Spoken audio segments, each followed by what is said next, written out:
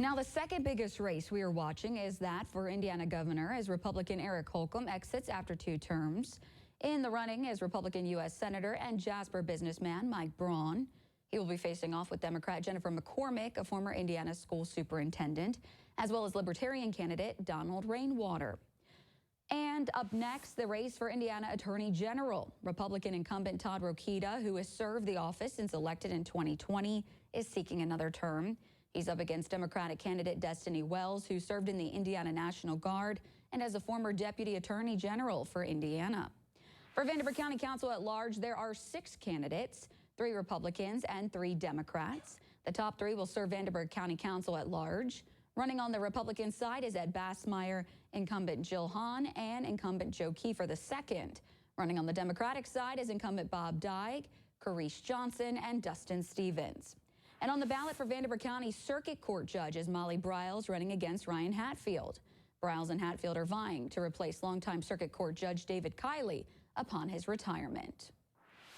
Over in Warwick County, Republican Sarah Millis Seaton is battling Democrat John Mattingly for the District 1 Warwick County Commissioner to take over for Dan Saylor, who was defeated in the primary.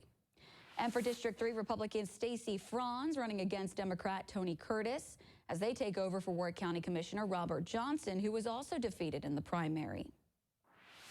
Moving on to the big races in the Commonwealth of Kentucky. First, for Kentucky U.S. House 1st District, Republican incumbent James Comer Jr., who has been serving in the office since 2016, is looking to defend his seat from Democrat Aaron Marshall.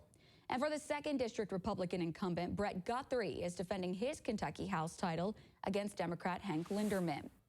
And in Owensboro, incumbent Tom Watson and Pamela Smith Wright, are battling each other for the mayor's seat.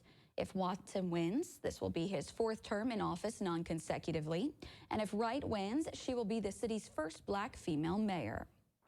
And one of the biggest issues on today's ballot for Kentuckians is Amendment 2. The ballot question will allow voters to decide whether public tax dollars should be allowed to go to private schools.